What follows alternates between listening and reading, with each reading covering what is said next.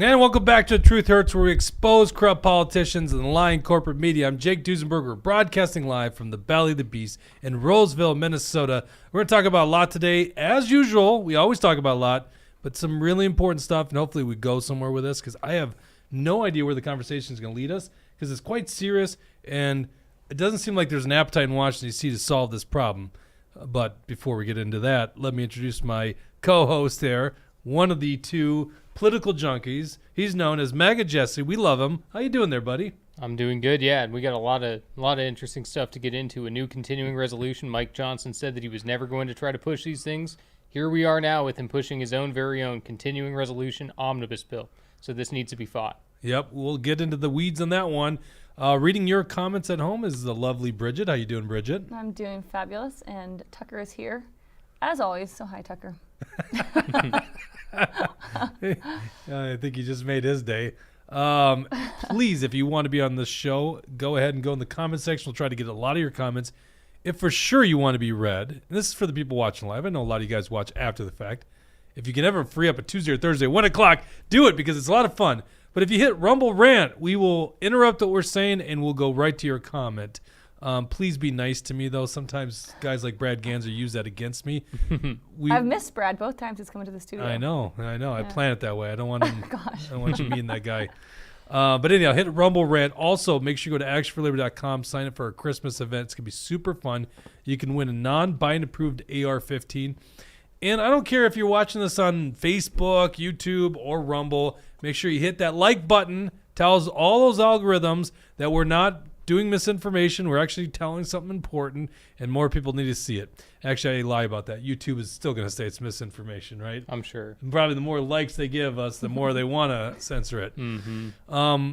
Knowing a lot about censorship is the guy running the dials, Mr. Deep State himself. Dawson, how you doing there, Deep State? I'm doing pretty solid. Today's upper body day, back day, chest day. So I'm pretty pumped about that. There you go. Good. He's getting massive. Yeah, it's not a protein shake. It looks like a sugary soda. Y'all have driven me to drink. No, I got bad sleep yesterday, so I need sugar. There Do you you have go. a before and after of Dawson when he first started here? That's actually a great idea. I actually did take before pics, so I will definitely do that. That'd be fun. Give me another 6 months though. I do see Napkin Nader talking about how beautiful day is in Minnesota, and it's like 56 degrees. It's 60. I know. Is it 60 Yeah, already? when I came in, it was 60. Isn't that crazy? Mm-hmm. I know. In mid-November. It's amazing. Yeah, people don't realize sometimes in mid-November in Minnesota, lakes are frozen over already. Yeah, it's crazy. There might be an inch of ice, and there's that first guy that always goes out there on the ice. Don't be that guy. I'm just telling you, don't be that guy. It's a bad idea. I have a going on or an ongoing bet with my girlfriend that there will be snow on the ground by Thanksgiving. She says there won't be. I'm adamant there will be. But there was already snow on the ground. You're saying indefinite snow? No, so like while we're on our way to my I see. hometown, there will be snow on the ground. I said yes, she said no. So Yeah, I don't know. It's looking warm through the weekend. All right, I'm sure that's what everyone's here to talk about, right? the weather. Yeah. You know, that's I always want to get like into the subject because I know a lot of you guys want to hear the news, not the bullshit. We'll talk about the bullshit later on the show. So let's get right down to it. We got a problem here in Washington, D.C., okay? You know, the speaker battle, I think, Jesse, is about a lot of things. You know, it's about the swamp, the establishment. It's always calling the shot. But what it really seemed to be focused on is the fiscal situation we're facing in this country. Now, ever since I've been heavily involved in politics, so that goes back to the early 2000s, we've had fiscal problems. It wasn't that long ago, 99, 2000 era, where we actually had a balanced budget. I mean, that concept just seems crazy nowadays. And even in the first parts of the George W. Bush administration, we had maybe $100 billion deficit. That's still a lot, but you know what I mean? It's not the trillions of dollars that we were running right now. So we racked up this $33 trillion in debt. Congress is like drunken sailors, no offense to sailors, and there doesn't seem to be this appetite to fix it. So McCarthy certainly failed at the job. Yeah. Can we all at least agree on that? Okay. And he lied. He didn't keep his promises, so they get rid of him. So it brings in Mike Johnson. Now, we did a show right when Mike Johnson got elected. Listen, everyone was shocked by Mike Johnson. No one saw that one coming, right? Yeah, nobody. Yeah, all who the the hell's that political guy, pundits, right? Yeah, even the national media, everybody was scrambling to try to figure out what exactly he stood for, who he was, everything. Right. We kind of wanted Tom Emmer to be there because we know who that guy is. We could tell you all about him. Mike Johnson, I don't know if there's a Truth Hurts type show down there in his district. Certainly it didn't make its way up here, so we knew nothing about this guy, so we had to look it up. Certainly an improvement over McCarthy in some sense, and since he's not just like, I think he's raised like $2 or $3 million over his time in Congress, so it's not like McCarthy who's indebted to all the big swampy elites. Yeah. But here he is now. We're facing an extension of government funding on Friday. Because if you remember, McCarthy's last big failure, and this is what took him out, was he did a 45-day extension, another continuing resolution, kicking the can down the road. And it seems to me, Jesse, that's what Mike Johnson's about to do. Tell us about this continuing resolution. That's the way it seems to me, too. I mean, so there's a continuing resolution that Mike Johnson is pushing. It's going to be a laddered continuing resolution, meaning that it comes in two steps. So the first step is that funding at the same exact levels with the same exact policies. So this is Biden funding, Pelosi policy, agriculture and rural development in the FDA, the energy bill, the military construction and veteran affairs, and the transportation and HUD bill. So those are all bills that are all being put together into one bill, a continuing resolution to keep the exact same funding and the policies that Biden and Pelosi were pushing. And then through February 2nd, the Farm Bill, the public health programs, U.S. parole commissions, and the Homeland Security countering weapons of mass destruction, that's going to get the continued funding through February 2nd. And what's going on with this continuing resolution, it requires 2/3 of the support, so it's going to require Democrats to join on board with this. There's no spending cuts in this thing, and Mike Johnson is saying that this is going to lead to single subject bills, but we're never going to get to single subject bills if we're passing continuing resolutions. All this does is it's a cheap attempt to try to stop the government shutdown. I'd rather a government shutdown than they pass an omnibus bill. And they act like a government shutdown is going to end the whole thing, like our whole economy is going to implode from a government shutdown. And Right. I'm just like, wow, so we literally are that addicted to government funding and Yeah. that's It might that's the problem, help maybe. the economy to get the Yeah, it government out of the way. might just be the problem here, right? Yeah, right. Okay, so here's the news story, and this broke last week, I think after our last show. This is Moody's. Moody's was one of the big three credit ratings, Fitch, S&P, and Moody's.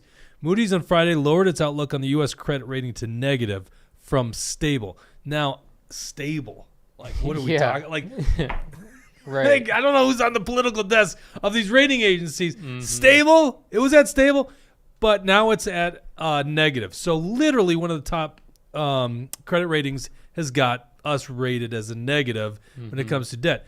And this is coming from the establishment, who has all the purpose to benefit and try to prop up Joe Biden. So if the establishment is coming out with these numbers, if the establishment is saying that the economy's no good, the inflation's no good, that means that things are very, very bad. Because you're right. I mean, for them to call it stable before, I mean, give me a break. The last time that we could maybe even argue that would have been in the 80s or 90s, and even then that's severely questionable. So it's a joke that they were it took this long to say it, but the fact that a lot of this stuff is coming out now, it means that we're in a dire spot, and we really need to cut spending, cut taxes, and completely draw in the size and scope of the federal government. Well, that's just it. I mean, that is the fix, and people don't want to have that fix, but you literally have to drastically reduce the size and scope of government. By the way, a government shutdown kind of does that, right? Yeah. Right? Oh, yeah, absolutely. At least temporarily it would help. Right. I mean, there's going to be some temporary pain, but once again, it does do that. Okay. This is the problem. I see it. We got a footage here. Let's go to was that line 10. This is Mike Johnson on Twitter or X. I mean, I just refuse to do it. Right. Here's Mike Johnson on Twitter defending his continuing resolution. Remember, the problem here, Moody's has downgraded the U.S. debt. We got this unsustainable trajectory. This is how Mike Johnson spins this story. This has been the habit here for for decades now, for a long time, as long as I've been in Congress and before, where the Senate jams the House right before the Christmas holiday with a giant bill that's thousands of pages long that very few people have read and spends, last year $1.7 trillion, adding $100 billion in new spending, just sprinkling that on top. That is no way to run a railroad. And so this innovation, this laddered CR that we're doing, prevents that from happening. And I think we'll have bipartisan agreement that that is a better way to do it, to have the actual appropriations process. I began that immediately after I got the gavel, but here we are on the eve of November 17th. We have a shutdown looming, and we've got to prevent that because that would do even more harm for the economy. This has been the habit. So it's like his objective is to stop the Christmas Day omnibus bill, which, by the way, is bad. But it's like the real problem is solving this. Now, you got to give a little bit. Maybe they shouldn't have taken a vacation. Remember when the U.S. House went on vacation, when they could have been doing these single subject bills, when they could have been passing it off to the Senate? But Mike Johnson, what was he doing? He was sending everybody off to their homes. He was sending everybody on vacation. Wait, am I not tracking this? Was there a vacation after he took speakership? I think so, Because yeah. they certainly had one in August before it, and that's the argument against Kevin McCarthy. Mm-hmm. Yeah, Sure, I'll have to double check it. Yeah, well, regardless, there's a little bit of leniency because Mike Johnson just came to this job, so there's a little bit of leniency here. But the issue is we're not doing anything, and so it's one of those fool me once, shame on you, fool me twice, shame on me kind of deals, right? I almost screwed that up. I almost pulled the George Bush. Some of you guys probably get that one. That was a great one. And so it's like I just been tricked enough times by these people. I don't see it happening. Now, Dawson, rein me in here, okay? Because I'm gonna rant, okay? Yeah. It's an unpaid Rumble rant. And like I was doing on that whiteboard in the room in our show prep, this pisses me off. This is what got me back involved in politics. Do you have something here? Yeah, I just found an interesting article. It says, titled, "Did Mike Johnson send House home early so he could speak to Paris elitists?" So from the sounds of it, he sent the U.S. House home early for the weekend so that he could go give a keynote speech to some conference in Paris. So, I'll keep looking into this some more, but he definitely... it's not like a month off vacation like they did with McCarthy, so maybe it doesn't come into play so much. Mm-hmm. Okay. This is what got me involved back in politics, seeing this fiscal disaster that we're heading towards. We basically have completely turned to the printing press for everything, okay? There is this old adage, like, if government can just print the money, why do they tax us, right? And you actually had a great explanation, right? For control. And I totally agree with that. But I think they wouldn't get away with it if they just printed all the money and bought up the debt. But we're at a point where we're so ridiculous that we not only add this $1.7 trillion in debt, and what does that even mean? $1.7 trillion? Could the stacks of bills even fill up this room? I don't know, right? Maybe it would be past this building. I've heard, like, if you stack the $1 trillion, it reaches the moon or something like that. We can't even fathom that number, right? It's ridiculous. But what they're doing with this ridiculous number, and you can break it down to us, like when you go to usdeadclock.org, you can see how much it affects the average taxpayer or citizens or the kids too. But it's like when you look at this thing, they literally are going to us to buy the debt, institutional investors, regular investors, and the amount that they can't sell to us, they use the Federal Reserve, which has no money to do it. They just print it out thin air. Actually, they add zeros to a balance sheet, and then they buy it up from the government. And by the way, if you want to hear the biggest fraud, they get that return rate for money they didn't even have in the first place. I mean, 0.5% interest rate's a great interest rate when you're lending money that you didn't even save when you just printed the money. I'll take 0.5% interest on that, of course, right? Oh man. So anyhow, they've gone to this printing press. It's like there's no way to understand how much you can do this before you end up in being Zimbabwe, right? Which had runaway inflation. Their dollar was worth nothing. That's why you have the $1 trillion Zimbabwe dollars, right? So there's no economist can detail, especially in an advanced economy like ours, how far they could take this. All we do know is there is a finality here. There's a final point where they can't go any further, and it seems like we're on the cusp of testing that. And that's what I think this whole thing's about.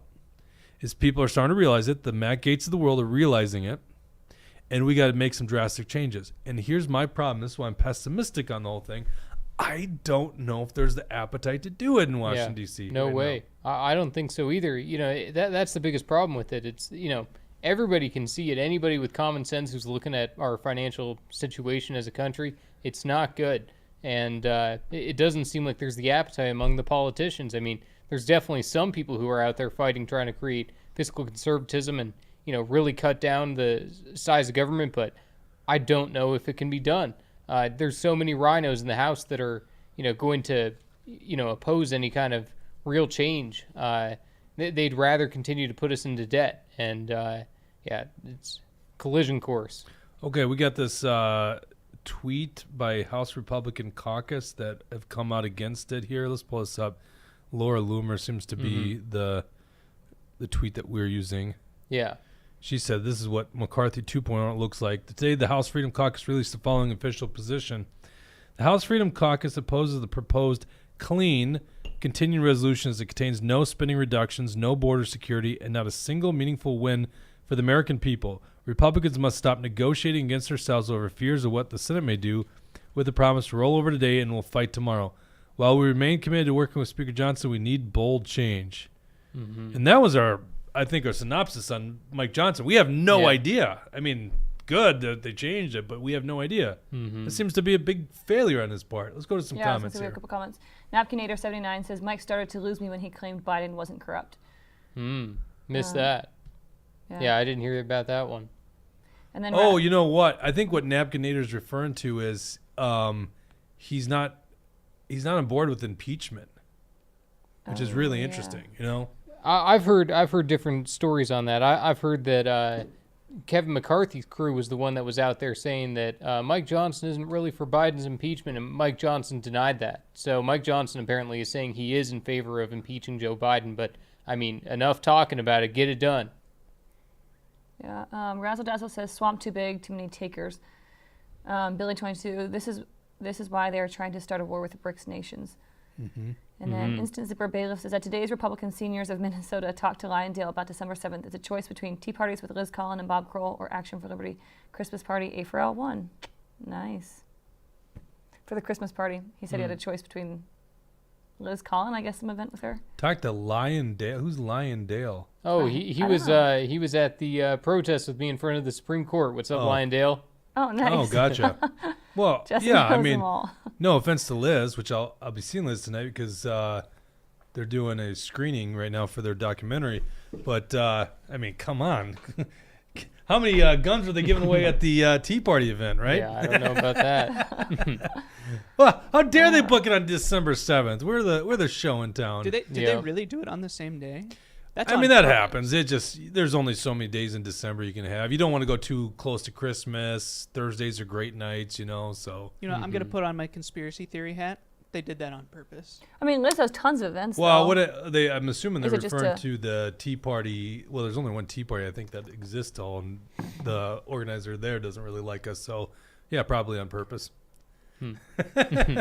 Or it's their monthly meeting. I have no idea. I'm not looking into that. It's probably their monthly thing. It's probably their monthly thing. I think Yeah. they get her emails. But yeah, I think that comment by Billy22 is completely right about, you know, it's the reserve currency of the world right now, and the fact that these BRICS nations are trying to oppose that. That's why the United States is trying to get interventionist on all of these different countries, whether it's Russia, whether it's China, whether it's any of the countries that are trying to create some kind of competitive currency to us. I mean, that's a major threat. And as you know, a nationalist, you absolutely have to fight that kind of stuff. We can't allow some globalist takeover of currency to allow these communist socialist countries to be the ones that determine everything. But well, what do we do to fight that? That's the problem. I mean, like, I'm not going to stand you up do here. it with having friends. But what are we doing? Because our Federal Reserve right now, which controls the money, and it's just a big conglomerate of the banks with this holy alliance with the U.S. Treasury Department.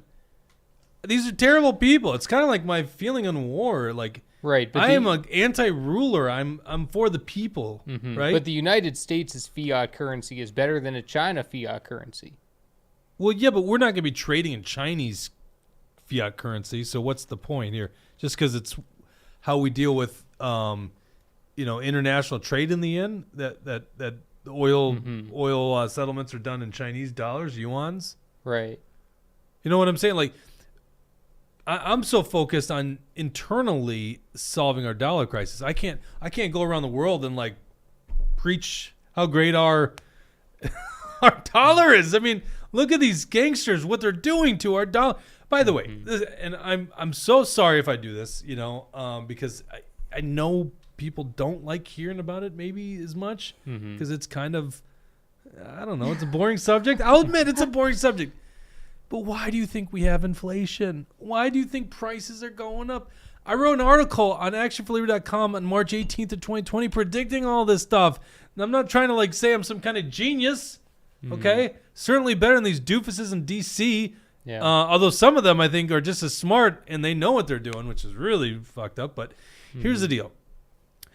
Congress continues to have a reckless spending streak where they add all this money and it's basically bought up by the Federal Reserve and they just print the money, right? Especially like during COVID where they hand the money over to families. Like they literally gave us money, right? Well, COVID's a big problem, so here's money. Go buy consumer goods. Wow, shocking! Prices gone up. Who could have saw that one coming? I don't know. Us? We saw it coming.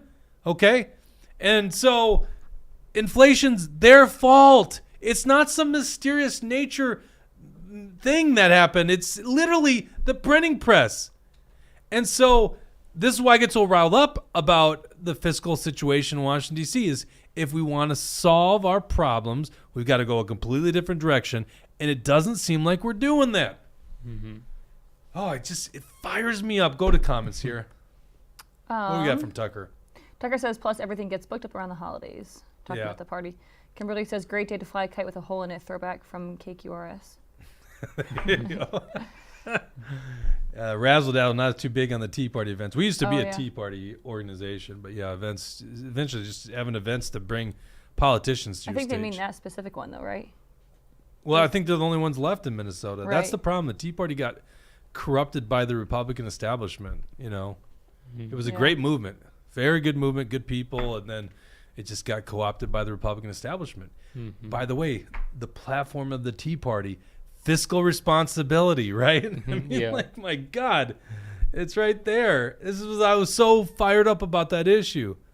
So I don't know, like Moody's downgrades United States. Eventually, it's going to put upward pressure on interest rates. Although that market's manipulated by the Federal Reserve buying, because interest rates are really the price of money. So essentially, if the Federal Reserve wasn't stepping in, people would be like, "Well, I'm not investing in the U.S. Treasury.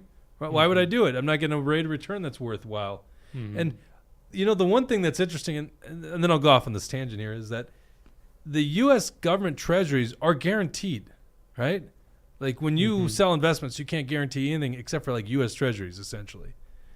So they will pay back the money. But here's the problem. With what? With what value of the dollar? Yeah. Like if you invest $1,000 in a treasury today and a year down the road, you make $55 back, so $1,055. Will that $1,055 buy the same amount of goods as the $1,000? Probably not. So they've already defaulted on the debt, right? If they're not paying you back, because once again, they act like it's some mystery that there's prices going up, right? This is not a mystery. We know why it's going up.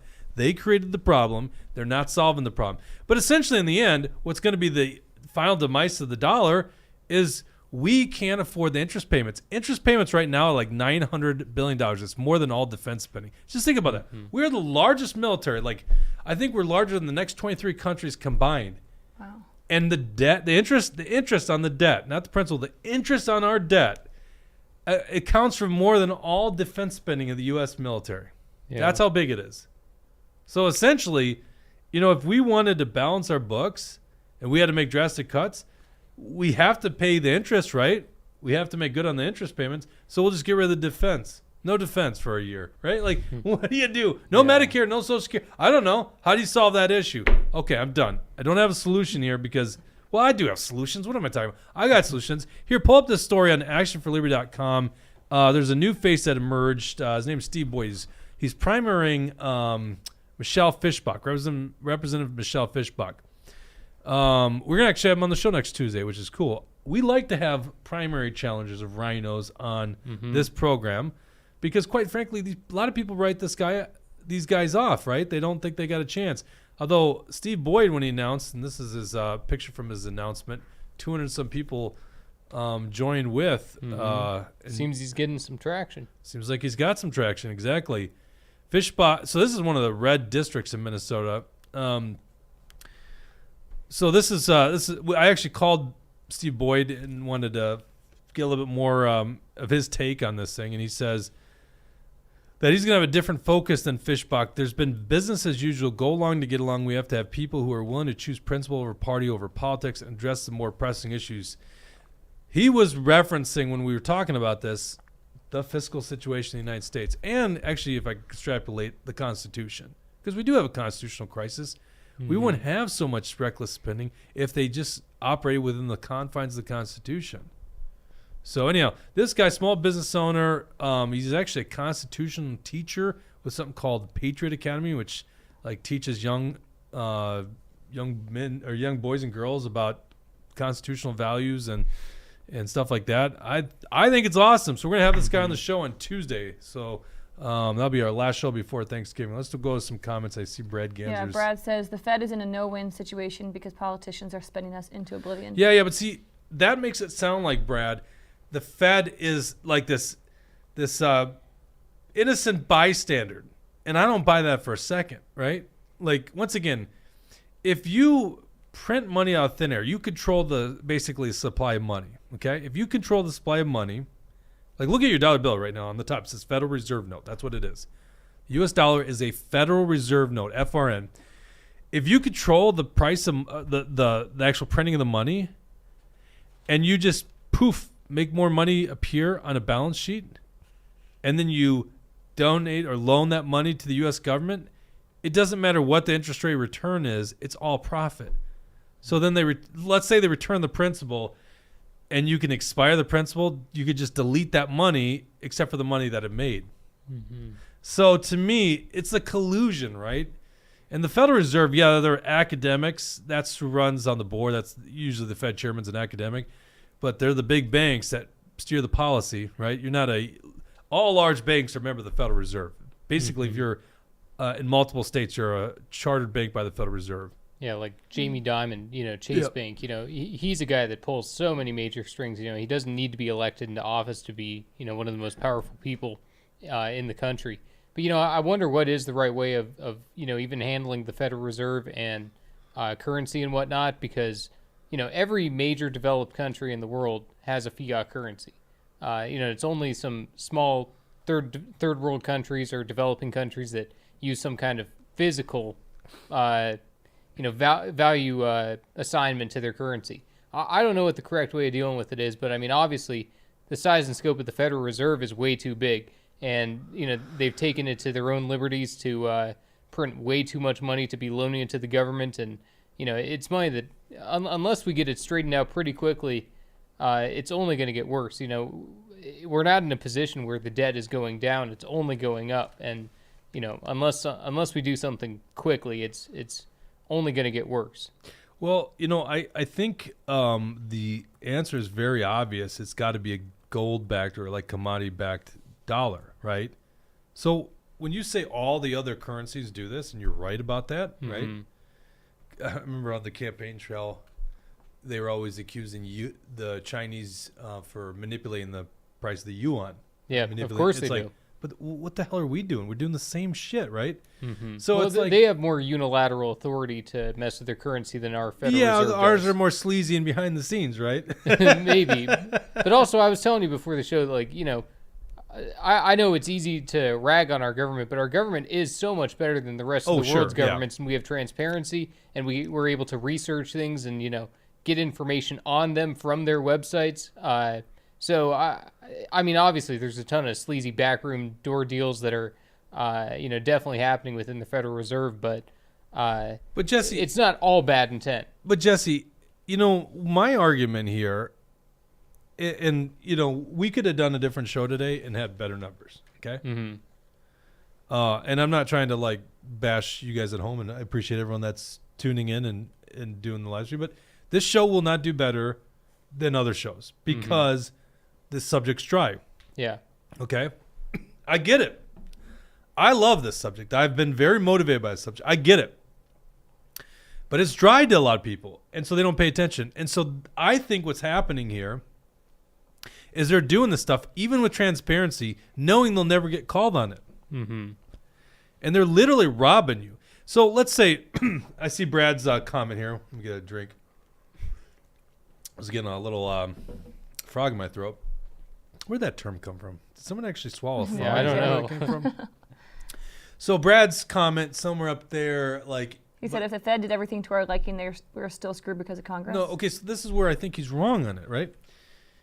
They can't do this, okay? So if there's no one manipulating the money supply, all right, let's say it's backed by a physical asset like gold or But silver. even then, that's still subject to manipulation. To a degree, you know, if you go back to inflation back in the Roman Empire, they used to clip their coins, right? Right. And that's actually why we got ridges on quarters. If you see the ridges, because then you would know that if it was manipulated. So there's coin clipping, no doubt about it.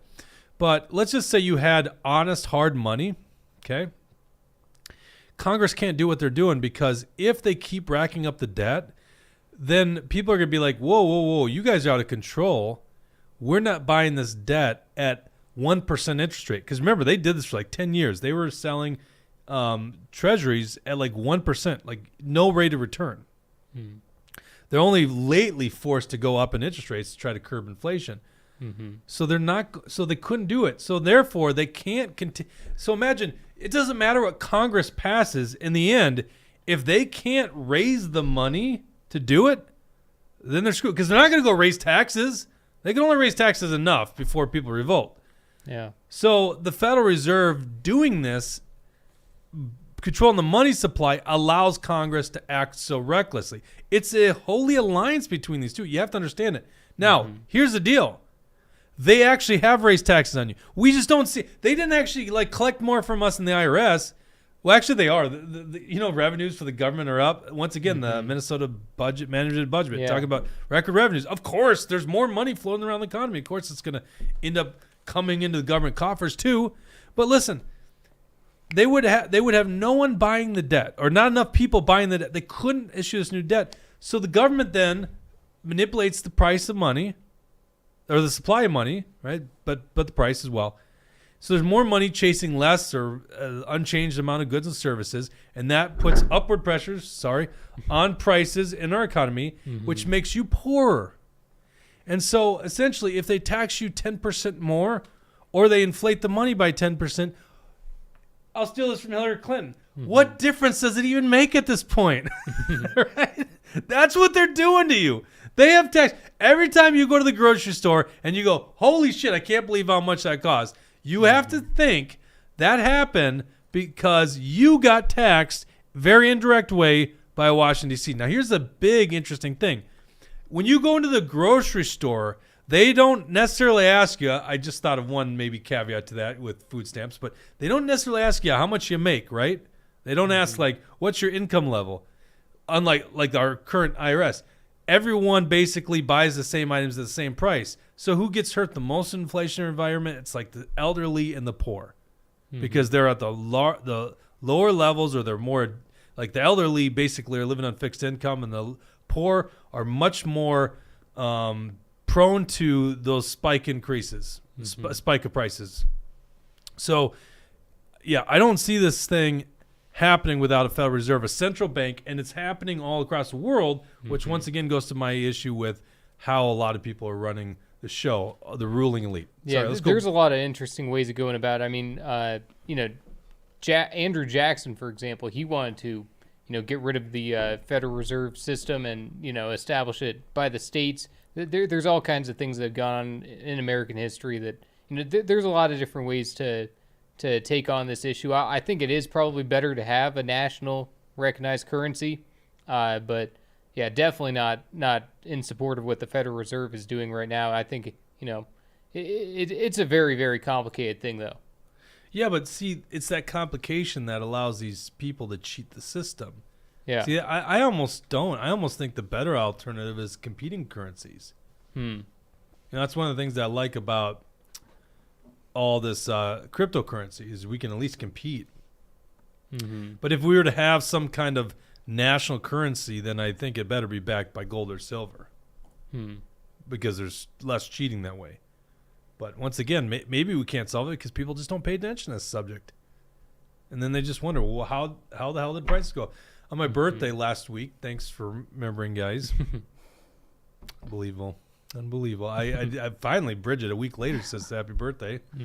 So I know where I stand in her life. Actually, it was my birthday Wednesday. Yeah, it was Wednesday. Sorry. You don't even know your birthday. Yeah, so Yeah, how shut do you up. expect us to know? Well, you at least could have said something, Dawson. I saw you. Oh, no, I didn't see you on my birthday. Yeah, I can't remember. Anyhow, not to go off on that tangent. Where was I going with this one?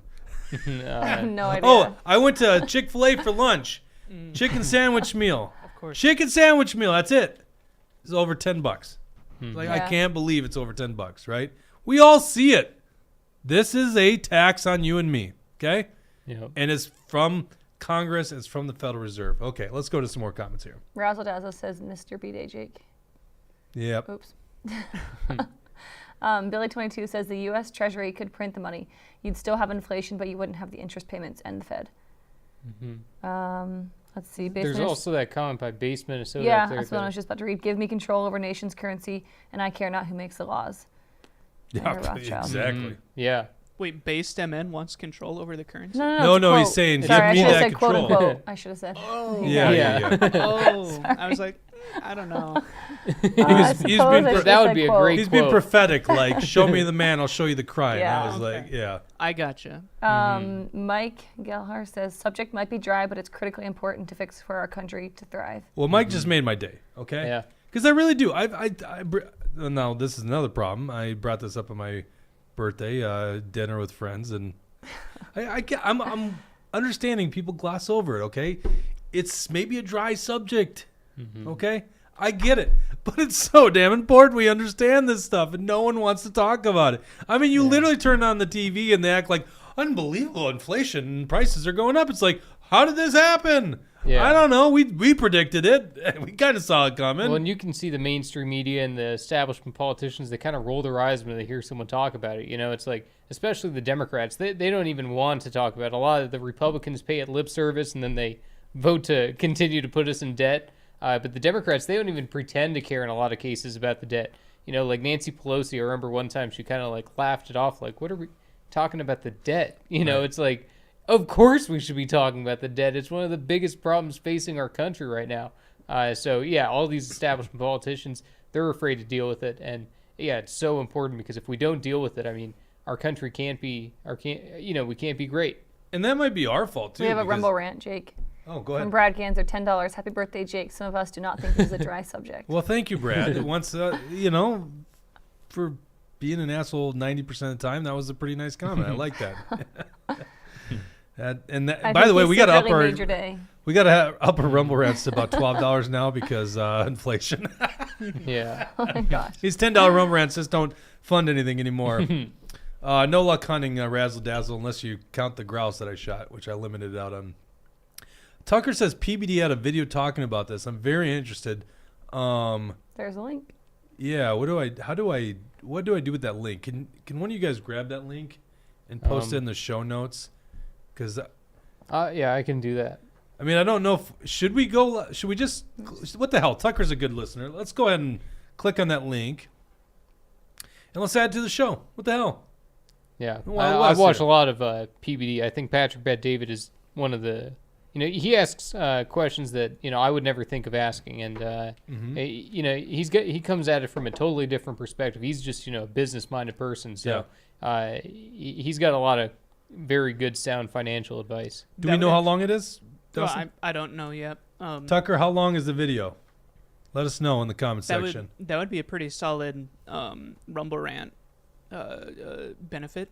Is if you could put a link in the Rumble rant, then we'll play that video and react to it within reason. That's a damn good idea. Yeah, if you ever want us to actually go to a video, careful with what you ask for, though. I can Right. see can see the Brad Gangers of the world take advantage of that. That's why I said Razzle within Dazzles is reason. asking where that Emmer Challenger Oh, is like today. 20 minutes, I think. Oh, okay. Well, Tucker, I think we'll just I'll watch that later. I'm very interested. Yeah, okay? I'll create a clip of it and we can get into it next time. Okay, perfect. Yeah, I'm very interested in seeing what that is. Yeah, because he just had Vivek on, and there was one thing Vivek said in his recent PBD interview that, what was it? He wants to abolish the. I wrote it down somewhere. He wants to abolish the nuclear. Let's see here, the Nuclear Regulatory Committee, which I thought was just a crazy idea. To say that we don't want to have any kind of regulatory commission on nuclear energy. I mean, that sounds like a disaster waiting to happen. I like most of what Vivek is saying, but something like that is just ridiculous. It's, do we want shoddy nuclear plants going up around the country? Hell no. Well, you'd have to understand what he means, though, too. I could see there. I mean, there's some red tape, of course, but it could be a duplicate. Here's a good one for you. Go listen to Elon Musk. Elon Musk is now doing his the rotation of podcasts again. So he was on Joe Rogan last week. And then he did Lex Fridman. Yeah, I caught a clip of that. Towards the end, he starts talking about the regulations that Tesla has to go with. And one of the hurdles they have, SpaceX. One of the hurdles they have is U.S. Fish and Wild Game or something like that. U.S. Fish and Game, because they need to study like the rocket's effect on sharks or something like that. Mm-hmm. Wow. Like the chance that rocket lands and takes out a shark. It was, you got to listen to it. It's so ridiculous. And it's holding up this $1 billion industry, something that's very important for humankind because some government agency's got some role in it. It's ridiculous. All right. So of all this talk, it's got Kevin McCarthy throwing shots at fellow congressmen. Yeah. So once again, Mike McCarthy. Kevin McCarthy. Mike McCarthy was let go in Green Bay and is now coaching the Cowboys. Yeah. Kevin McCarthy is still a little upset, I guess, for being ousted over this debt ceiling and perpetual continuing resolutions. And so he took a jab, or should I say elbow, at Tim Burkett, congressman from Tennessee. Here is a media appearance. This is almost breaking news. This happened today, I think. Yeah. Today? Yeah. No, today. Yeah. I mean, it happened probably 2 hours ago. All right, so he takes an elbow to Burkett's kidneys. Let's play this video. This is this literally happened apparently. Is it? This Yes, it's that video. All right, this breaking news into CNN. As the House pushes to avoid a shutdown, things are getting a little tense on Capitol Hill. We're just getting word of some very tense moments. Let's go to CNN's Manu Raju on Capitol Hill. Manu, you just heard from the House Speaker last hour, but that's kind of now in the shadows of all that's taking place there. What happened? Yeah, there's been apparently a tense interaction in the Capitol hallways with Congressman Tim Burchett, who is one of the 8 Republicans who voted out Kevin McCarthy from the speakership, and apparently had a bit of a dust-up in the hallways himself with Kevin McCarthy. And I have Congressman Burchett with us here right now. So, Congressman, explain to us what happened with you and Kevin McCarthy. Well, I was doing an interview with Claudia from NPR, a lovely lady, and she was asking me a question, and at that time I got elbowed in the back, and it kind of caught me off guard because it was a clean shot to the kidneys, and I turned back, and there was Kevin, and and I for a minute I was kind of, what the heck just happened? And then I chased after him. Of course, he's as I've stated many times, he's a bully with $17 million in a security detail. He's the type of guy that, when you're a kid, would throw a rock over the fence and run home and hide behind his mama's skirt. And he just, he from behind, that kind of stuff. That's not the way we handle things in East Tennessee. If we have a problem with somebody, I'm going to look them in the eye and talk to them. Okay, so he walked down the hallway, hit you in with his elbow. Yeah, you can go on Claudia's Twitter account. It pretty much. There's no video, by the way, of that. It's very accurate. Okay, so then just explain. So you chased him? What do you mean you chased him? I just ran after him. I was like, what the heck? Why'd you do that? Because it was, like I said, if you've ever been hit in the kidneys, it's a little different. You don't have to hit very hard to cause a little bit of pain, a lot of pain. And, And so I pause real quick. He just what I find so interesting. Okay, this is a guy's guy, Tim Burchett. I thought it was Burkett. You keep saying Burchett or whatever. Isn't it Burkett? I've heard it every which way. Okay, yeah, I didn't correct him. Anyhow, he's got to walk this fine line. I want to not show that it caused me pain, and maybe it didn't, but I also wanted to, reach this level where it actually is something important. Yeah. So he's kind of like, it didn't hurt, but it kind of hurt, Yeah. So literally, this is U.S. Congress, by the way. We're not showing the playground at Roseville Middle School right now. This is U.S. Congress today at 11:18 Eastern. All right, keep playing. As he always does. He just denies it or blames somebody else or something, and it was just a little heated, but I just backed off because I saw no reason. I wasn't gaining anything from it. And then everybody saw it, so it didn't really matter. Wait, he responded to you? Yeah, he just acted like, what are you talking about?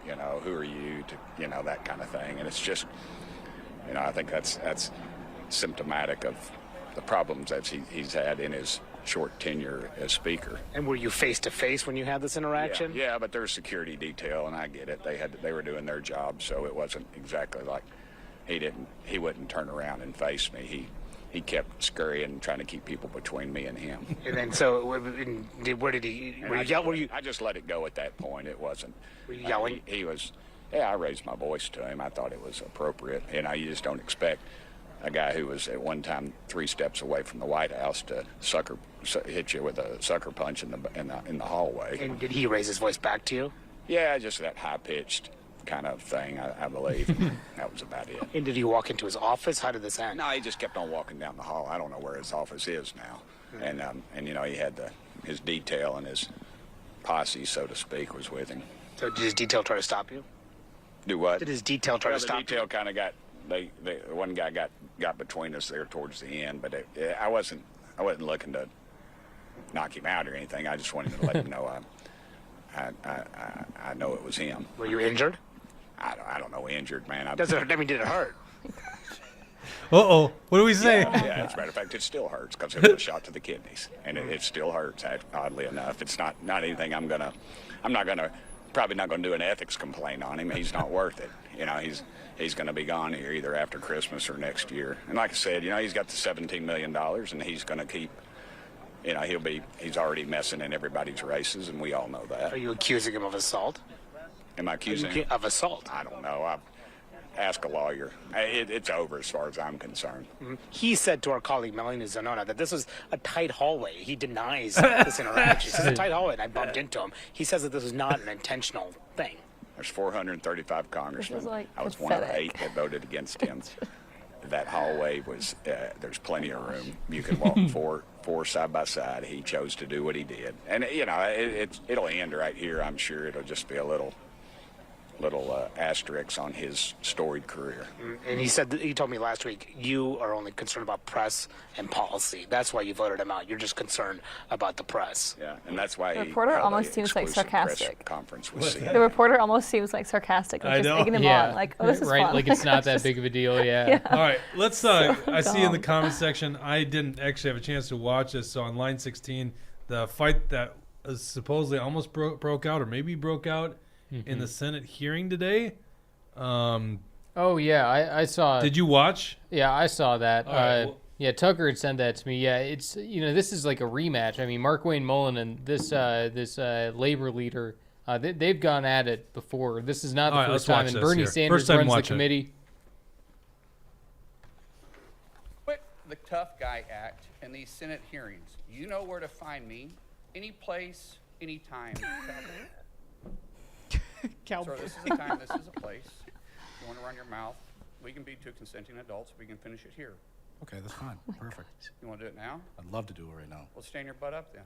You stand your butt up. Oh, hold on. Big Oh, guy. stop it. Is that your solution, everybody? Look at the girl No, behind. sit down. Sorry, Eric, Sit down.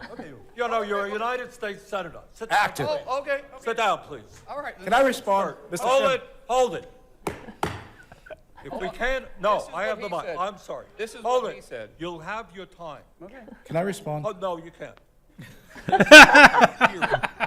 God knows knows the American people have enough of contempt for Congress. Let's not I don't make like it worse. thugs and You- bullies. You have, And that's you what- have I don't the like mic. you, because you Hold just it. described yourself. Hold it. You have the mic. You have time. All right. Make your statement. Then let's do this, because I did challenge you, and I accepted your challenge, and you went quiet. No, I didn't go quiet. I was. Hold it. You challenged me to a cage match, No, acting no, like a sir. 12-year-old schoolyard Hold bully. it. Excuse Sir, me. hold on. Hold it. No, excuse me. I have the I mic. will say exactly. Senator what you Mullen, said. I have the mic. You have questions on any economic issues, anything to say, go for it. We're not here to talk about physical abuse. You brought. We're not him talking in. about, of course I And, did. and let me He's- show you his hearing, because I want to expose this thug to who he is. And Could you not point at 2013 me? That's disrespectful. I don't care about respecting you at all. I don't respect people that respect you at all. respect. So All right, hold it. let me Hold it. No, Okay. I love it. Little birdie. That's very entertaining. Why? What is Mullen's background? The guy looks. He's from fit as- Oklahoma. He was an MMA fighter, and He was an Oh, no, MMA do I fighter. know? Yeah, he was but he's a total rhino. I mean, this guy's no good. Yeah, I got that, but it's still just for the entertainment value. Yeah, he was an No, MMA he's- fighter. How yeah, did I not know sometimes that? Huh?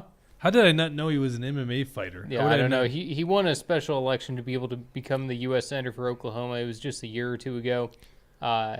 Yeah, he's he's one of those guys that like sometimes people think that he's liberty or anti-establishment because he raises his voice and he goes crazy. But it's only in weird situations like that. I'm not sure what that Teamster did to really get under his skin, but I mean there's something going on between them. And also, well, I know that Teamster, that guy that he was yelling at there. I know that he's made comments that business owners don't like. So things like that, but. Regardless, I don't know exactly why those two hate each other so much, but I've seen the back and forth between them. He says he's got a 5-0 record in MMA. Yeah. It's not on Wikipedia, and Wikipedia is pretty damn good at putting he records was trying up. to do something one time. I remember Mark Wayne Mullen was like it was almost like a pro-union thing. It was some kind of like unionizing MMA UFC fighters. I can't remember what it was, but I remember thinking it was like over-regulation. It seemed like it was not a good idea to me. So, yeah, I'm not sure though. But yeah, he's definitely was a fighter. So I'd have money on Mark Wayne Mullen if that fight ever broke out. One of my strong political opinions is that we should normalize politicians fighting each other if they both want to. Yeah, I mean, they I'm did about that it. in Listen, Canada. Trudeau boxed. Not really And fought, but that boxed. conservative got wrecked. It was the worst thing ever to see. I Yeah. mean, because I tuned in to try to watch Trudeau get knocked out, and that didn't happen. Trudeau, he's a little bit tougher than people would maybe suspect, but he doesn't seem that tough. I'd never He want to doesn't box seem these that guys. tough. I'd want to do MMA rules because I'd want to just shoot a double and ground and pound. That's all I'd want to do. Yep. So anyhow, Tim Walz, you're hearing this right now. I think I've already done that on this show, by the way. I would Twice. gladly accept that. By the way, any politician that wants to ever do it, I gladly just accept. Would you fight Finky? Well, yes, because it is a dude. So yeah, I guess technically I could. I would never fight a woman, but Really? yeah, Lee Finke is not a woman, so I guess You'd never fight a woman if you were both consenting to it and they were a politician? Hillary no, Clinton, if 100% she not. came No, up Well, yeah, you don't you fight a shouldn't. woman. Yeah, no, Hey, you definitely you're don't do never that. supposed to fight a woman. But it does kind of scare me to fight a tranny in some regards. You know what I mean? It's just like, like they went feral or something. yeah, you know what I mean? It does make you that's think, not a view right? I It does hold. kind of make you think, like that they. I don't know. I don't know Rabid, how to say like, this yeah. in a somewhat non-crazy way, Like but retard strength? no, I don't mean it that way. I mean like the like messed up in the head, and so Yeah, that's Oh, what, yeah, that's what I'm exactly. saying. yeah, but Retard that's not what strength. you're saying. You're saying something different. All right. It looks like you fought at 185 pounds. Who's middleweight. Yeah, he looks heavier than that now. Pro Fights, Extreme Fighting League, back in 2006, 2007. And by the way, 3-0, 2 submissions, armbar, rear naked choke, and punches. So, yeah, that would be very interesting to watch that one. Would that exist on like YouTube? It might. Yeah, I mean, We'll have to find it. Your boy Royce White, he's yeah, fight. he's done a couple of fights too. Yeah, I think he was in Bellator or something like that. That's So- what our next show should be, is like political rumbles or some sort. Just get people to fight each other. Yeah, Great. Yeah, we'll make it happen. Yeah. Really? Sure. Oh, comment section. Did we lose everyone here? You can't tell me that Dale wouldn't be 100% for it. Build a ring, make it look cool. I like the octagon. Don't let him escape. Yeah. Block that cage. By the way, the octagon's trademarked by the UFC, just so you know. So it'd have to be some kind of cage. A not the octagon. dodecahedron. All right, what do we got here? Um, Tucker, that's funny. I don't know. I might be kind of saying that, but not quite. Oh, yeah. Let's see. Let's go back up a little bit. I guess Data 78 says razzle dazzles are you referring to Mortensen. No, they're talking about Mortensen potentially running against Emmer. Well, I don't know. Mortensen was going to be on the show today, and he wasn't able to join us last minute. So, what does that mean? We don't know. But someone He'll says be back on the show soon. Razzle Dazzle says if he were to do that, he'd need to really get organized and funded. He's in the center of Emmer's district. There you go. The guy that we're having on the true. show is challenging Representative Fishbach. Michelle Yeah, it's still Fishbach. good just to challenge them. I agree. Make them work I think harder. it's important. You got to do that. Let's see. Razzle Dazzle also says sounds like Emmer's hot-headed personality from I think the guys that were fighting. Yeah. Not a whole lot of questions. All right, let's I go to guess. this story here, line 13, Dawson. So politicians and government officials are on a brothel client list. I guess this show is about trashing Congress, the people that are creating massive inflation and ruining our fiscal picture. Now, I don't know if this is Congress people, okay? Did you like that? That was very appropriate, gender appropriate, what I just said. Congress people instead of just saying congressmen. Yeah. Because what if it's a Lee Finke type?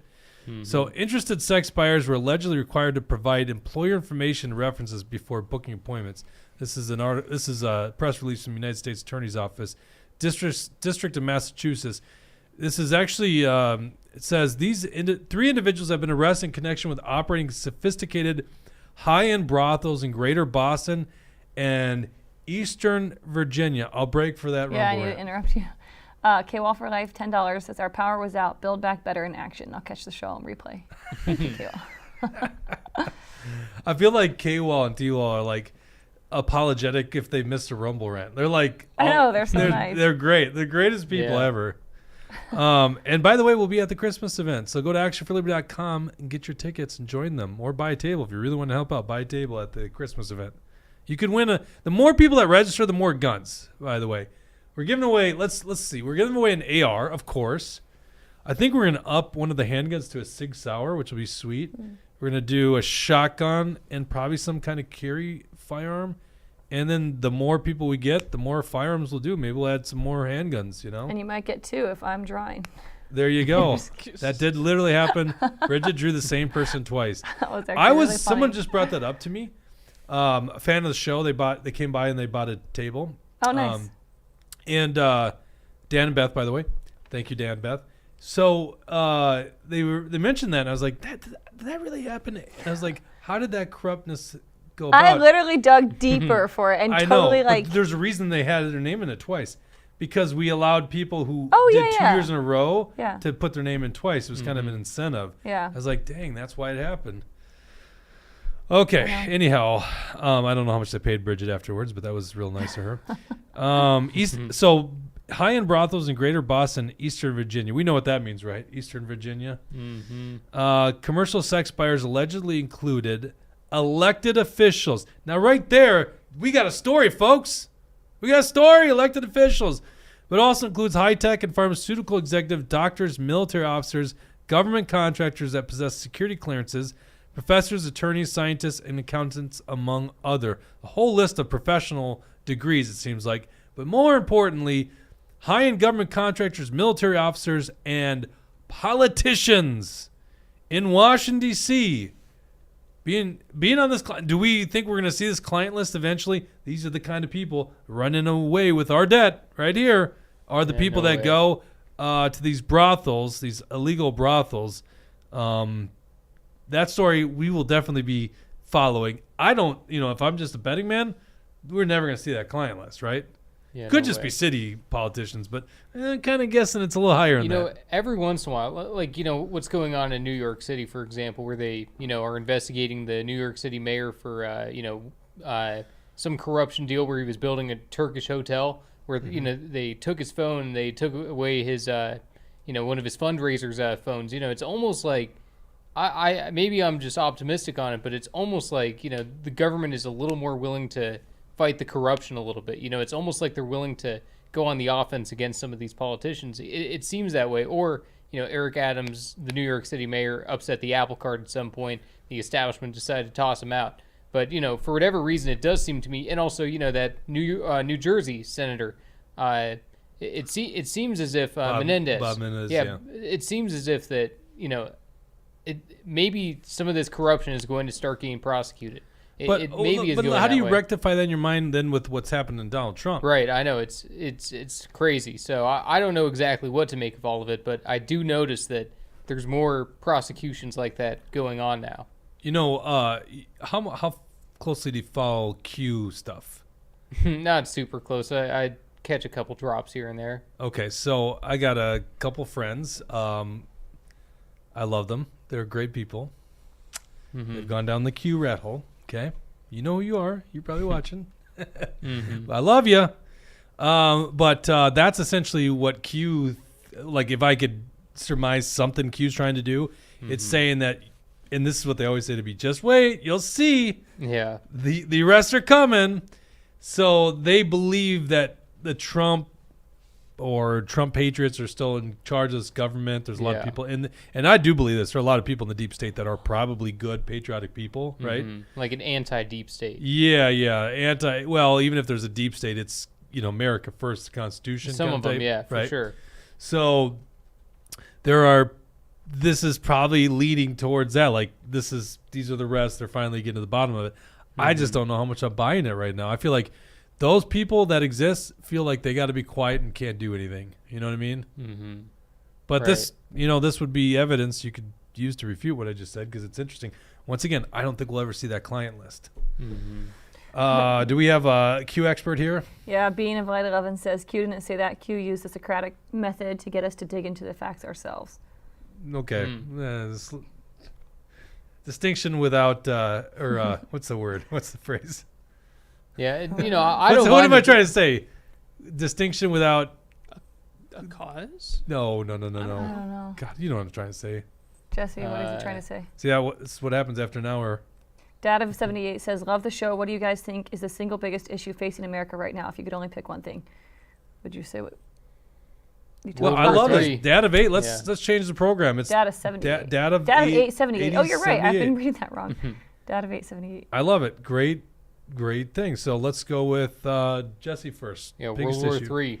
Obviously, to me, that's the biggest one. If we aren't alive, then no other issue matters. And I on the Q thing, I'm not a full believer in Q, but I stand with the issues of Q. I'm always going to be against pedophile politicians, so I'm with Q on the issues.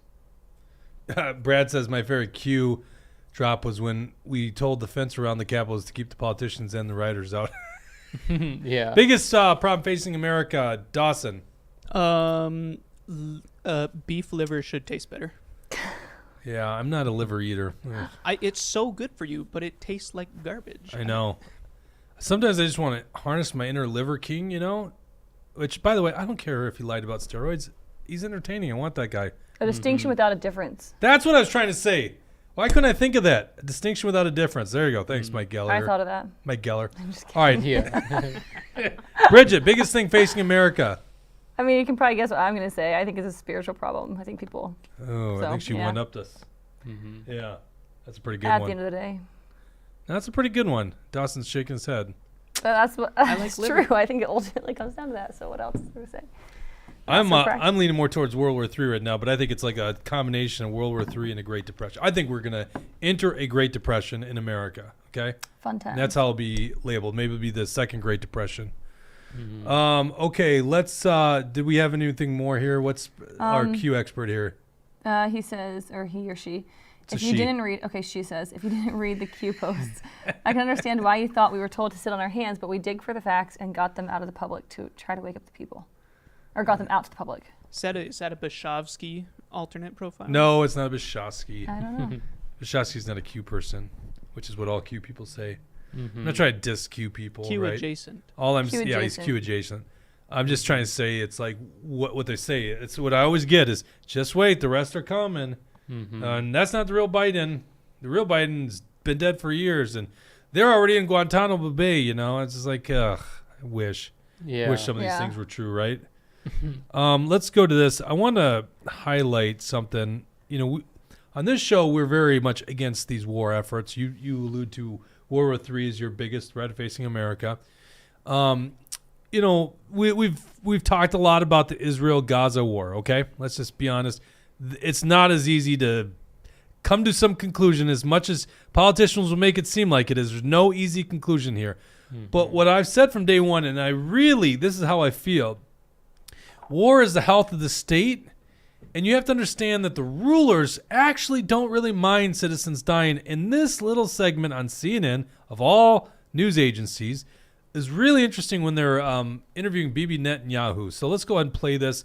This is basically what I would say was why I am suspect of all these wars that get started, because I think what it is a rallying cry to basically help their own political butts, but also probably help sustain the military-industrial complex, which certainly Israel would be attached to, but I often see this stuff happen in America. So go ahead and play this clip. Let's create a different reality there. Prime Minister Netanyahu, before I let you go, I know you've been asked this several times, but I have had multiple people inside Israel reach out to me knowing that I was going to interview you and say the one thing they want to hear from you is that you take personal responsibility for failing to prevent the October 7th attacks and protecting your people. I know you say the time for that will come after the war. Why won't you take responsibility now? I've already addressed that many times, and I said this whole question will be addressed after the war. Why Just not as people now? would ask, well, did people ask Franklin Roosevelt after Pearl Harbor that question? Did people ask George Bush after the surprise attack of November 11th?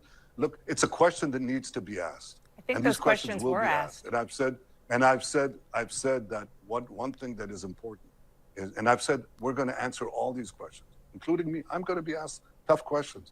Right now, I think what we have to do is unite the country for one purpose alone, and that is to achieve victory. That's what I did. We formed a unity government where the country is united as never before, and I think that's what we have to pursue. And what the people expect me to do right now is two things. One, achieve this victory and bring the hostages back, and second, assure that Gaza never becomes And a two threat to Israelis Israel. who are Okay, go ahead. disappointed that Let's end right there. So, to me, it's like, well, we are unified. We're a unified government. We got to all come together. Now is not the time to question anything. And this is exactly what scares me about it, is these political rulers, and I think people have got to start understanding this.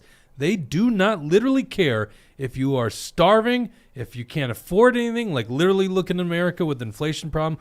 They do not care if people die. They'll literally allow their own citizens to die to help their own political power, to own political future, or line their pockets. That's who we're dealing with. We're dealing with the same freaking people that can't balance budgets, that are printing money out of thin air, that frequent brothels, and elbow guys in the kidney when they're giving interviews to NPR. These are the people we're dealing with. I didn't know. We named the show wrong. We should have just done a show trashing politicians. That's what the show's all about here, right? Mm-hmm. Anyhow, that's all I wanted to do with that, is I wanted to show just like when you listen to this. And by the way, the talking points and the mannerisms that he had practiced this speech, it's just like I see it thinking through what these guys are doing. They want the stuff. I don't know. Maybe he knew. We certainly had intelligence that I think Egypt gave that said that they were going to be attacked, and they didn't defend their citizens. They knew there was a music concert happening right by Gaza. Seems like a bad idea. So There is a Facebook comment that I've been instructed not to forget. Okay, go ahead. Let's do it. Bill Dangsman says, I'd pay $59.99 on pay-per-view to see Jake fight a certain coked-up assistant Minnesota Senate Minority Leader, Jake Duesenberg. Do you think you could defeat a very coked-up Senator John Jasinski? That's how you say his last name. Coked-up John Jasinski.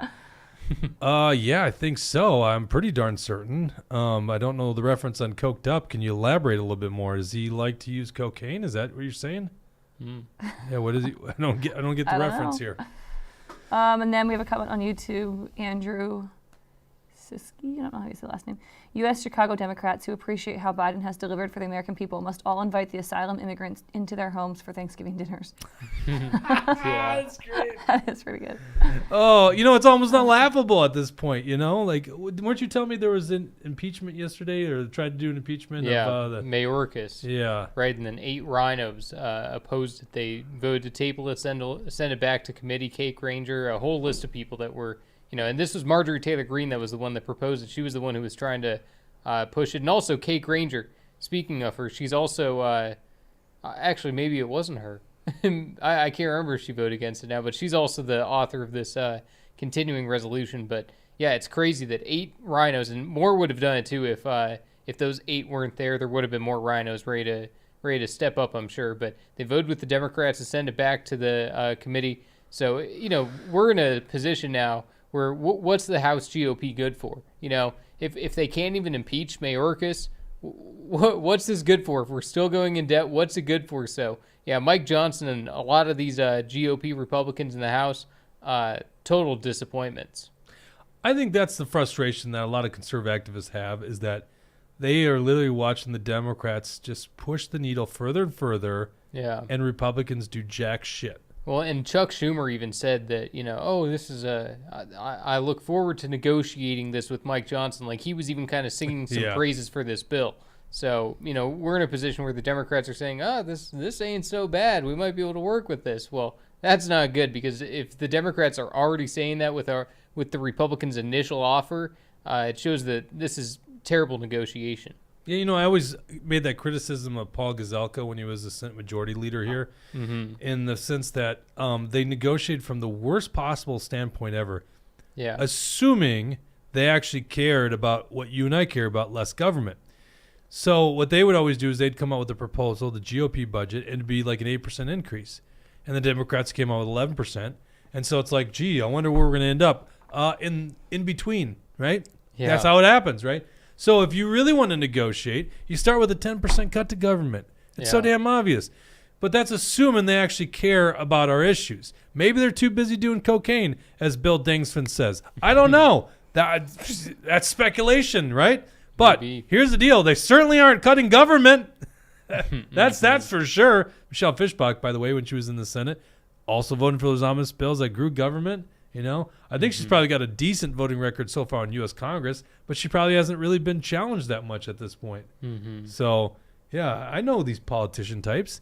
That's why we don't have a lot of these guys on our show, because they're just going to come here and they're going to lie to you. They're going to say, any politician that wants to come on our show, right, they're going to think they can trick you, right?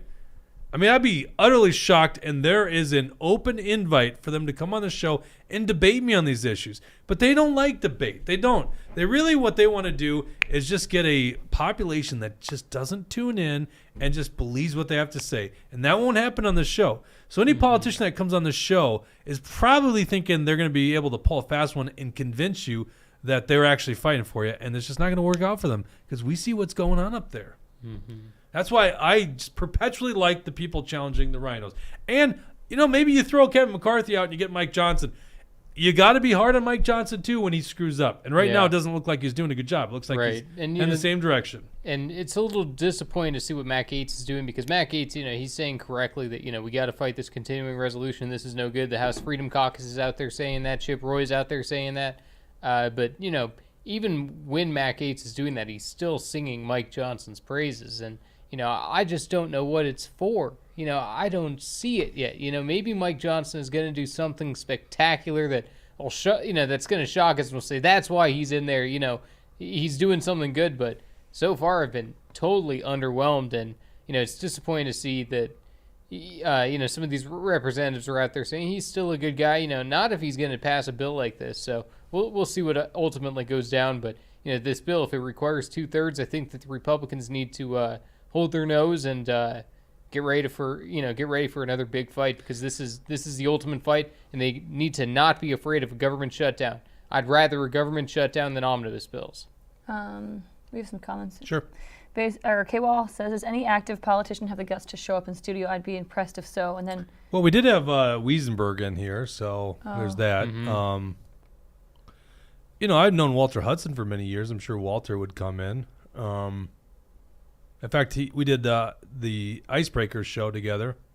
oh yeah, It was a pilot show. We might bring it back where we go ice Walter fishing. would not like this Israel discussion. I know that. Oh, really? Oh, yeah. I mean, you see him on Twitter. He's, I don't know. It's just he's hardcore on it. I've been seeing the Israel people are all saying, if you call for a ceasefire, you're pro-Hamas. It's like, that's the I did see opposite. that. Yeah, that's so dumb. It's so stupid. Yeah. Base Minnesota says, Jake, do you know Harry Niska? Would be nice to have him on. I think he's my state rep. Yeah, I know. He's a smart guy too. I think he's not full blown liberty, but I think that Harry Niska's a very smart guy. Yeah, the problem is, so Harry Niska definitely doesn't come from like our ranks in the party over the years, but as a first term legislator, what's difficult is the legislature was so skewed to the far left. I mean, it's just, I think we forget what they passed. They literally passed abortion after birth, right? So if a baby was born after botched abortion, they would calm it and be with it until it dies, like there's no duty to protect that life. That's how sinister the left is. And if that's not the worst thing that they passed, they literally passed genital mutilation for minors and hormone treatments. Protected pedophiles. And the pedophiles. Those are the three worst. I mean, maybe the abortion one's the worst because I can't imagine. And gun control, I mean, all of it's bad. But nothing like when it comes to life and little kids, what they did. And then, yes, the pedophile thing in the Human Rights Act. So what you get is you get these new legislators who have no track record, no voting record. They get in the legislature, and they're contending with that. Yeah. And it seems like we're all on the same team right now. But what happens when they're in the majority and their vote really matters, right? So I don't know. So I'm very cautious.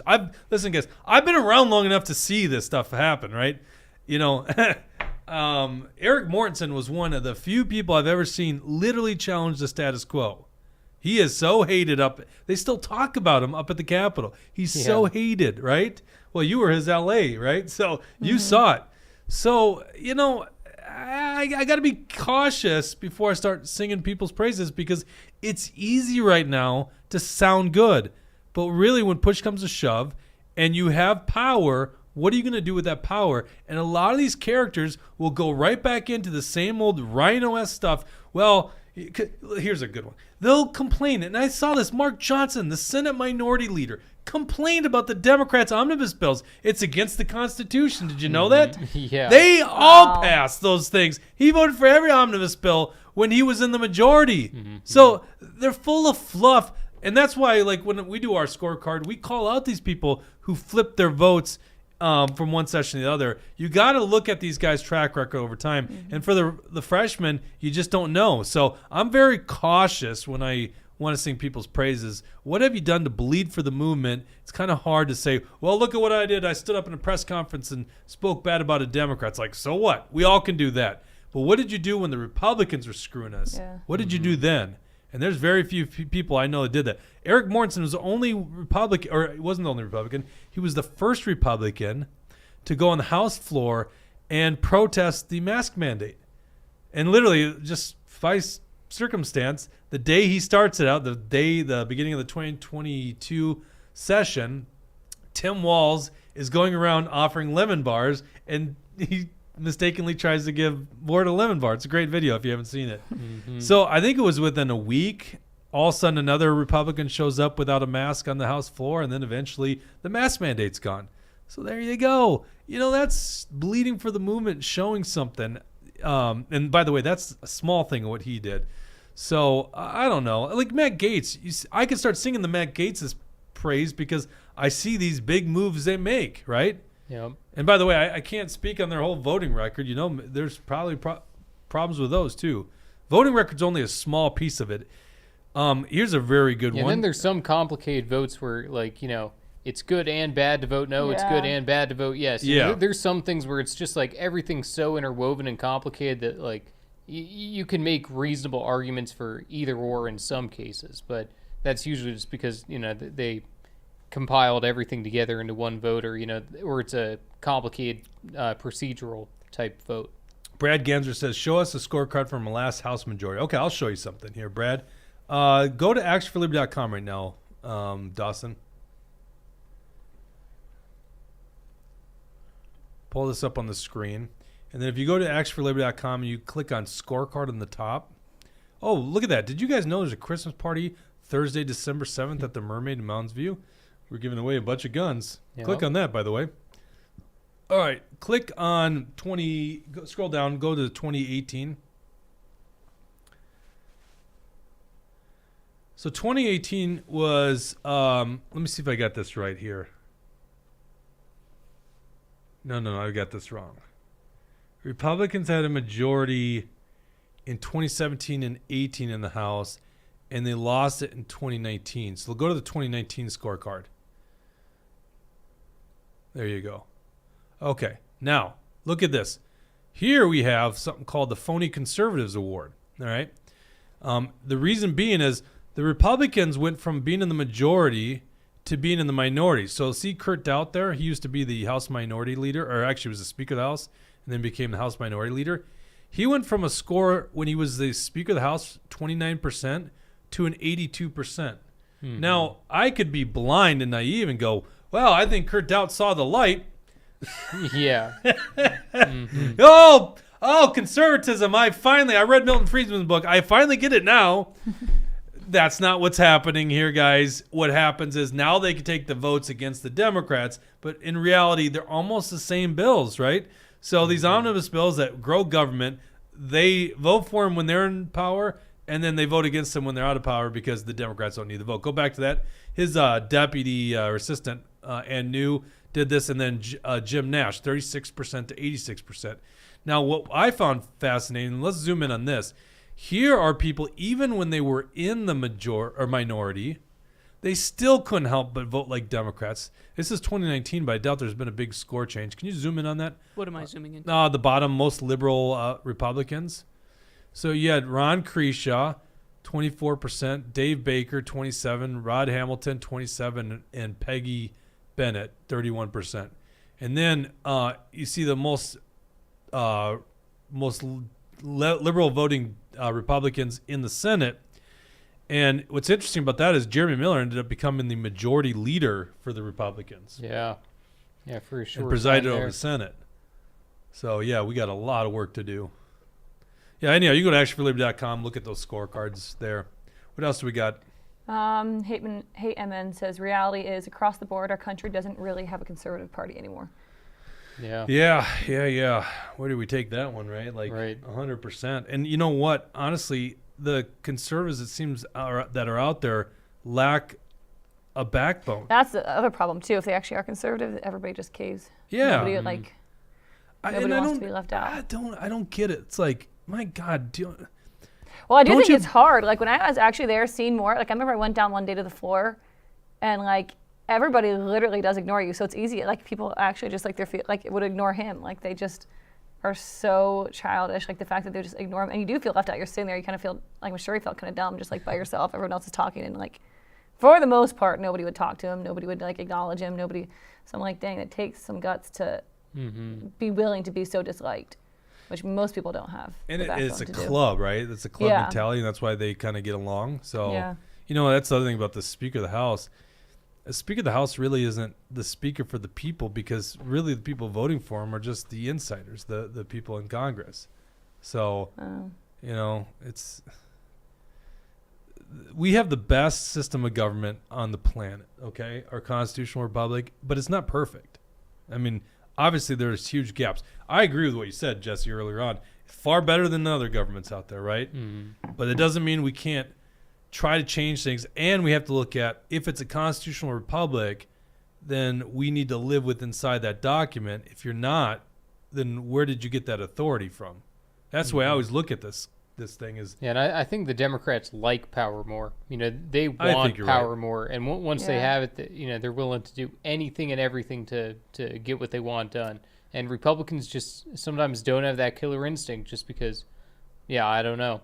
But I think the Republican establishment is similar. I think they are just as corrupted and have that desire for power as the Democrats. I don't think there's much. But Mitch much room McConnell, between them. he seems, yeah, would he prefer to be the Senate Majority Leader? Of course, but it seems to him, he's like, he'll go either way. It's, do I play offense or defense? That's what he says. Is yeah, but once again, he's in a powerful position, right? Yeah, and I think they also just kind of know that there's an ebb and flow of things. So as long, well, look, we get attacked by, these Republican forces, right? Campaign finance complaints. They're so pathetic as sometimes they go around to conventions and do lectures or talks about Action for Liberty. Yeah. It's ridiculous what these assholes do. So the reason they do that is because they know we have a lot of influence and power on the right, on like the Republican ranks and conservative activists, and they want a monopoly on that power, right? Because shouldn't they be just attacking the Democrats? Why would they come after us? But the reason they do that is they want the monopoly of power on the right, and we are a threat to that. And if we get more power, essentially it's adverse to what their interests are, which their interests are special interests. It's not like limited government. They don't give a shit about that. A lot of these guys would be Democrats. Listen, do we even need to explain this anymore? When you look at what, what's his nuts, Tony Jurgens did, he lost the primary to Tom DePel in Senate District 41, and he endorses the Democrat and gave the Democrats a majority in the Senate. They are Democrats. That's what these people are. They just are Republican because it's a Republican district that they happen to be in, right? So, yeah, they don't have the same beliefs as us. All right, let's wrap things up unless we had one other comment we needed to get to. Do we have anything? I mean, it's a question from Brad. Go ahead. He says, do you think term limits would help to cleanse the hallways of many of the egos in St. Paul? No, I don't think so at all. I think term limits, I'm obviously supportive of term limits. It's not going to solve it all, right? Because at the end of the day, you can corrupt a new person just as much as you can corrupt an old person, right? Yeah, I think the bigger problem is campaign finance laws. Yeah. And once you get that solved, then, then we would actually have a situation where good people can get reelected and then bad people are shown the door. Right. There's some other things you could do. I don't want to get into it. That'd be a whole show itself. Yeah. All right. Christmas event, December 7th. Go to actionforliberty.com. Stay tuned with all the articles. We'll have next Tuesday Steve Boyd, who's challenging Michelle Fischbach for Congressional District 7 on the show in studio. Thursday, I think Mort is back. What else do we have? Then we'll be gone for Thursday. So that'll be Thanksgiving. Not this Thursday, next Thursday. So we won't do a show that day. Any other show notes here before I forget them? Nothing that I can think of. All right. One of these nights we'll do a show in the evening so William can join us. He's so busy shaping young children's minds with his great teachings, which is good because a guy founded with his principles, I know he's a little boring and straight-laced, but he probably could reach better some than kids. A creep. Yeah, better than some creep with, some trans flag in their classroom. So yeah, they aren't doing that in the school he's teaching in. So anyhow, we'll be back on Thursday, 1 o'clock right here. Thank you very much for tuning in.